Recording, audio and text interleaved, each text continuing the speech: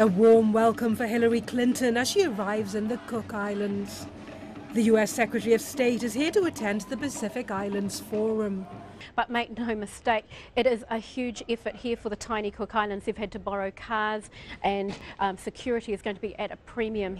New Zealand warmly supports the United States rebalancing towards the Asia Pacific, and we welcome the opportunities to cooperate further. In that context, we discussed our ongoing efforts to negotiate alongside a number of other countries a Trans-Pacific Partnership Agreement. Secretary Clinton and I share the goal of securing a high-quality 21st century free trade agreement which will be of significant benefit to all countries involved, indeed to the region as a whole. A Trans-Pacific Partnership Agreement. Secretary Clinton and I share the goal of securing a high-quality 21st century free trade agreement. So getting back to the forum then, what's expected to be the big discussion point among Pacific leaders this year? Well, you know, the theme for this Pacific Forum is oceans and the challenges facing Pacific states. And that really does sum it up. It's about economic viability. How can Pacific nations survive? It's also about climate change. A big issue that's going to be discussed this year is fishing and shipping lanes. Both Mexico and Canada have been invited to join the Trans-Pacific Partnership negotiations, which is an ambitious 21st century trade agreement that will now include 11 countries. And this agreement holds enormous opportunities to boost trade in one of the world's fastest growing regions. Hello there everyone, this is Dan Dix reporting for Press for Truth TV. Over the last 60 years, there has been a concerted effort by the global elite to formulate a one world government incrementally through various trade deals. From the General Agreement on Trade and Tariffs to the Free Trade Area to NAFTA, CAFTA, and the SPP, these deals have been advancing globalization at an alarming rate. Canada now has the support of all participants to join the Trans-Pacific Partnership negotiations. The TPP already includes 9 Pacific countries with a combined GDP of over $17 trillion. With Canada and Mexico joining in, that would rise to over $20 trillion. Prime Minister Stephen Harper has pushed hard to join the TPP and today won the support of its key member, the US. But Harper would not say what Canada had to agree to join the talks. In addition, some of the terms of the TPP deal are already agreed by the other parties, and Harper cannot change them.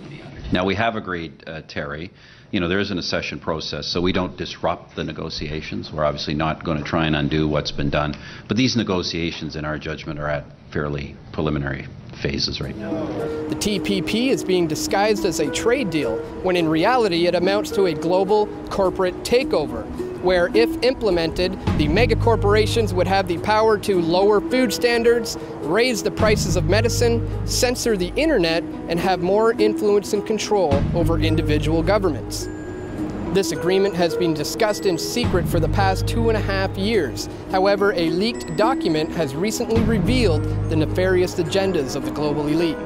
A chapter from the draft agreement leaked Wednesday outlines how it would allow foreign corporations operating in the United States to appeal key regulations to an international tribunal. The body would have the power to override U.S. law and issue penalties for failure to comply with its rulings. It's been branded as a trade agreement, but really it is enforceable corporate global governance. The agreement requires that every signatory country conform all of its laws, regulations, and administrative procedures to what are 26 chapters of very comprehensive rules, only 2 of which have anything to do with trade. The other 24 chapters set a whole array of corporate new privileges and rights and handcuff governments, limit regulation. In the last negotiation of a big regional agreement, that was the Free Trade Area of the Americas in the 1990s, 34 countries, very complicated agreement. 2 years into the negotiation, the entire draft text was published officially by the governments.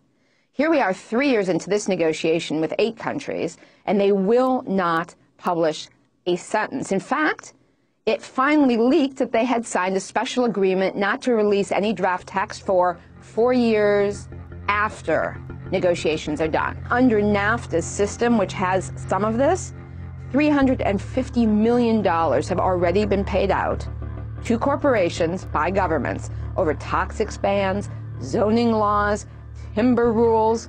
This is a sneaky outrage, and if people actually put a spotlight on it, we can stop it.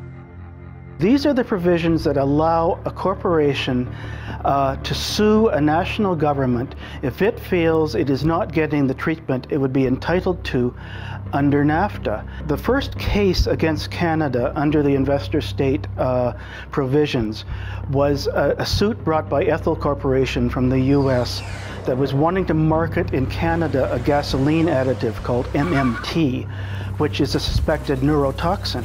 It was stated by our government that we're going to ban additives to fuel that involve methylmanganese because it's harmful to individuals neurologically and otherwise. It's been linked to attention deficit disorder and other problems. But when we passed those laws, the Ethel Group sued our country, said, how dare you pass laws that restrict our trade, and even when we're doing it for the benefit of our own country. Well, Canada, the Canadian government responded to that suit by effectively apologizing to Ethel, by paying them $13 million US in compensation, and by withdrawing the ban. So it didn't even have to go through the full adjudication process before Canada backed down. This is an agreement that ultimately could have the whole world in it as a set of binding corporate guarantees of new rights and privileges enforced with cash sanctions and trade sanctions.